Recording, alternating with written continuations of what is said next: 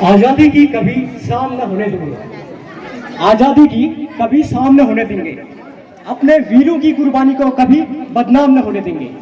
आदरणीय प्रधानाचार्य महोदय, राजकीय इंटर कॉलेज चौबाटी, आज के मुख्य अतिथि, समस्त गुरुजन वर्ग, आज इस कार्यक्रम में पधारे समस्त अभिभावक और वो तमाम जनता जिनके बच्चे इस स्कूल में नहीं पढ़ते, उन सभी को मैं बहुत बहुत धन्यवाद देना चाहता हूं। और विशेषकर मेरी प्यारे छोटे भाई बहन, आप सभी को स्वतंत्रता दिवस की हार्दिक शुभकामनाएं। और ये आशा करूंगा कि आप जो हमारे वीरों ने जो शहादत इस देश के लिए जाया की है, उसको जाया न जाने दें उस शहादत को। तो इसीलिए हर एक व्यक्ति को जो यहाँ पर प्रेजेंट है, हर एक आदमी का कर्तव्य है कि वो अपने जिस भी फील्ड में कार्य कर रहे हैं उस फील्ड पर अपना 100% देना है, ईमानदारी से उस कर्तव्य को पूरा करना है। तभी हमारा देश जिस तरह से 1947 से जिस तरह से प्रगति करते आ रहा है, उसी तरह से आगे भी वो दिन दुगनी रात चौगुनी तरक्की करे और एक दिन विकसित देशों की सूची में शामिल हो।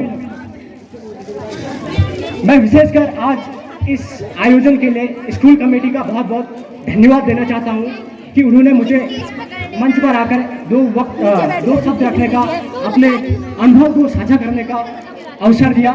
इसके साथ साथ मैं इस तमाम जनता का भी बहुत बहुत शुक्रगुजार हूँ, क्योंकि आप लोग पधारे हैं, इसीलिए हमारे जो छोटे मोटे बच्चे हैं इनका कॉन्फिडेंस बिल्ड होता है। ये सोचते हैं कि अगली बार हमने और उत्साह के साथ प्रदर्शन करना है और उत्साह के साथ कार्यक्रमों की प्रस्तुति करनी है। इन बच्चों के साथ साथ पूरा स्कूल स्टाफ और विशेषकर आप लोग, आप अभिभावक लोग बहुत बहुत खुशी के पात्र हैं। अब इसके आगे मैं ज़्यादा कि स्वतंत्रता प्राप्ति के बहुत भाषण हो चुके हैं, उस तरफ में जाकर मैं थोड़ा सा जो इस स्कूल के लिए जो वर्तमान मुद्दा है, जिस तरफ आप सभी का भी ध्यान जाना चाहिए, उस तरफ आपका ध्यान आकर्षित करना चाहूँगा। जैसा कि विदित है, ये चौबाटी जियासी चौबाटी इंटर कॉलेज एक चौबाटी की शान है, ठीक है। इसी शान के कारण आप सभी लोगों को यहाँ पर आने का मौका मिला है, एक दूसरे को मिलने जुलने का मौका मिला है। जैसा कि रहता है ना कि हर एक गांव में एक एक कुछ न कुछ त्योहार या पर्व होते हैं। हमारे यहाँ आठों का पर्व मनाया जाता है, किसी और गांव में होली का पर्व मनाया जाता है। इन पर्वों का कोई और उद्देश्य नहीं है, इन पर्वों का केवल एकमात्र उद्देश्य है कि वो आप लोगों को क्या है, मिलने जुलने का अवसर प्रदान करते हैं, ठीक है। एक जियासी चौबाटी भी एक ऐसा ही सांस्कृतिक केंद्र है जो आप सभी लोगों को बांधे हुए है।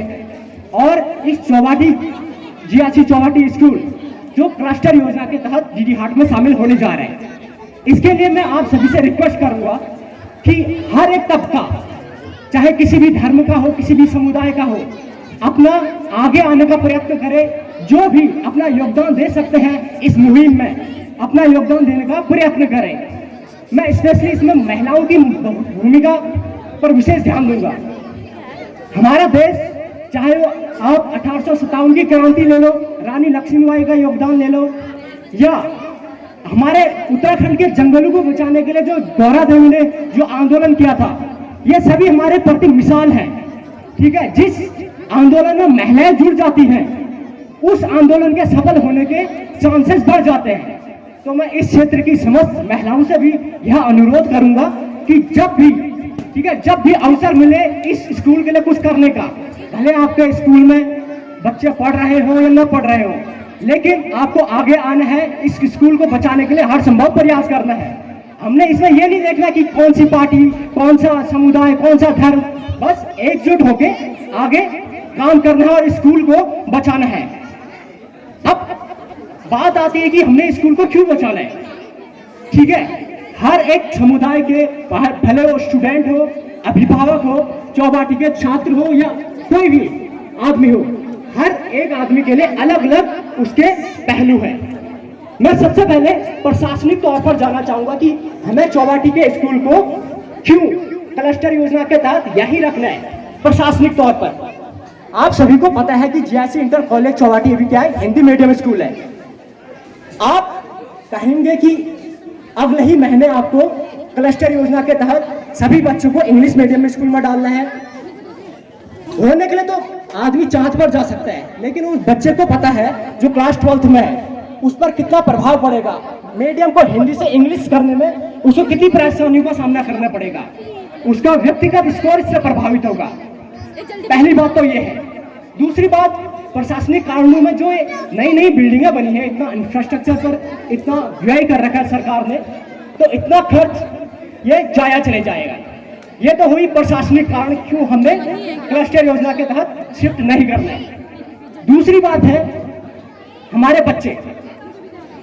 अब आप लोगों को पता है, आप सुबह अगर जीडी हाट जाते हैं तो वापस आते आते आप लोगों को भी शाम हो जाती है। अब वहीं एक बच्चा जाएगा, सुबह 5 बजे वो अपने घर से निकलेगा और रात के 8 बजे वो अपने घर पहुंचेगा। ठीक है, भले आप उसको गाड़ी मुहैया करवा दो, लेकिन इस क्षेत्र की दुविधा ये भी है कि सभी गांव तक अभी सड़क सुविधाएं है नहीं। ठीक है, अगली बात यह कि इस क्षेत्र की भौगोलिक स्थिति ऐसी है, ऐसे जंगल वाले इलाके हैं, तो इन बच्चों को सुरक्षा कौन प्रोवाइड करेगा, कौन गारंटी देता है कि हमारे बच्चे सुरक्षित रहेंगे। ठीक है, तीसरी बात, जब बच्चा सुबह से शाम तक स्कूल में ही जाएगा, क्या सिर्फ स्कूल में पढ़ लेने से उस छात्र का, उस बच्चे का भविष्य संवर जाएगा? नहीं। अगर 40% उस बच्चे को स्कूल में जो शिक्षा मिल रही है, 40% उसका योगदान रहता है, लेकिन 60% उस बच्चे ने खुद अपने दम पर मेहनत करनी होती है। उसको खुद जो स्कूल में सीखा है उसको घर पर जाके मनन करना पड़ता है, तभी वो छात्र अपने जीवन में अच्छा करता है।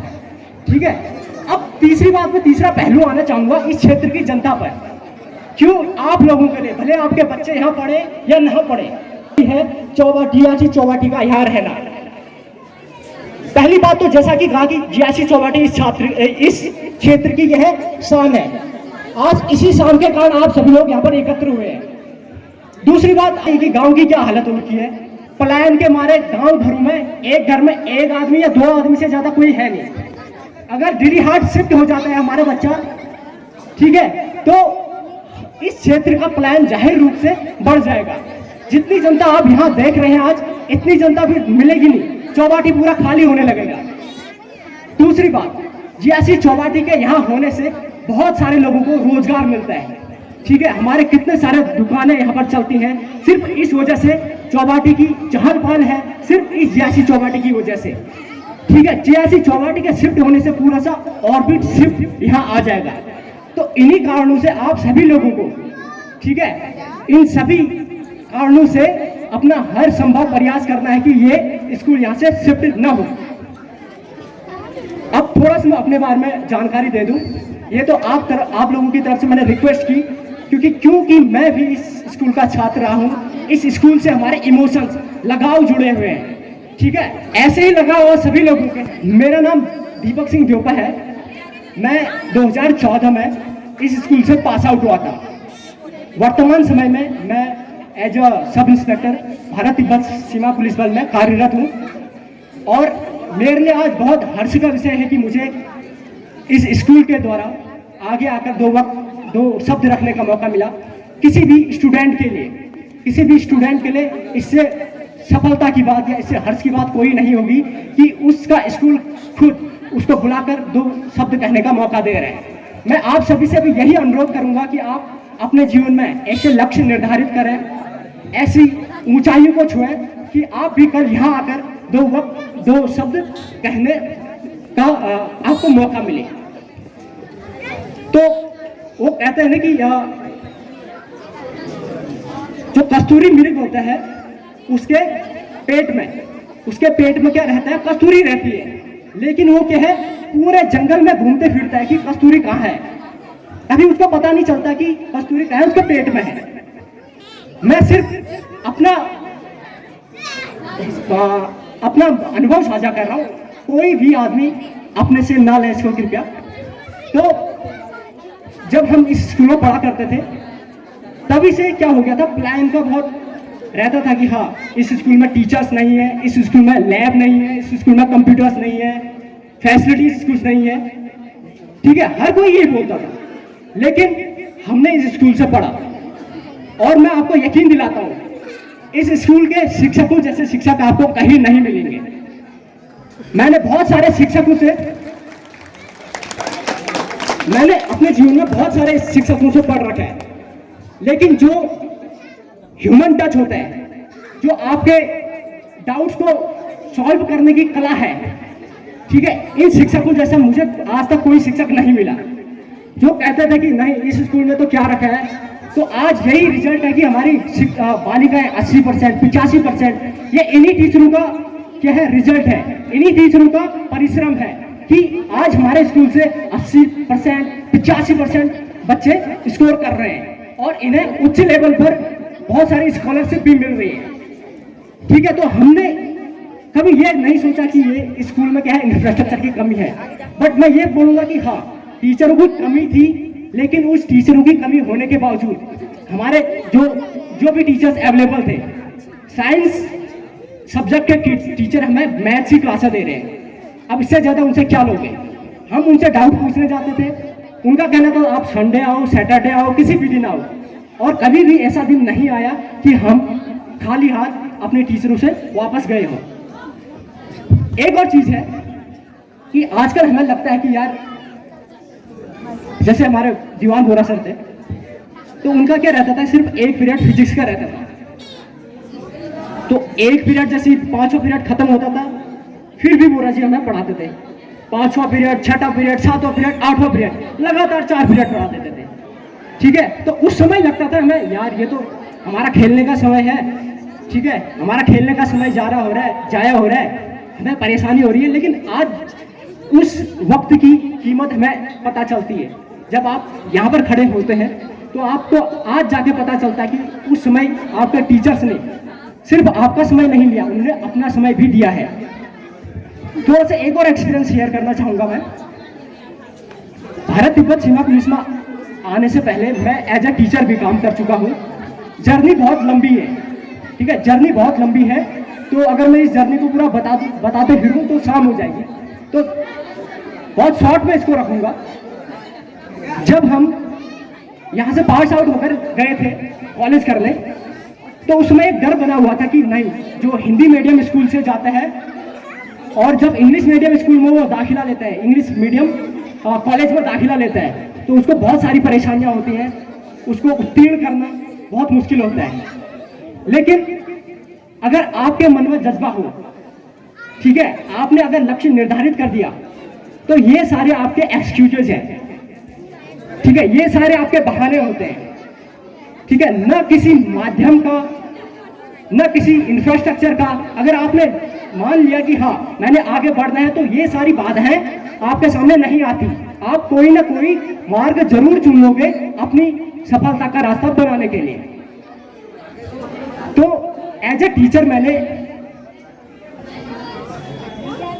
हिंदी मीडियम स्कूल से पास होने के बावजूद एज ए टीचर मैंने इंग्लिश का अध्यापक में रहा हूँ। इंग्लिश मीडियम वाले स्कूल के बच्चों को मैंने इंग्लिश ग्रामर पढ़ाई है, और मेरे पढ़ाए हुए बच्चे एनडीए और सीडीएस क्रैक कर चुके हैं। तो ये एक सिर्फ हिंदी माध्यम के स्टूडेंट ने इंग्लिश मीडियम के स्टूडेंट को पढ़ाकर उनको उनके जीवन में लक्ष्य की प्राप्ति करने में, उनको सफलता प्राप्त करने में उनकी मदद की है।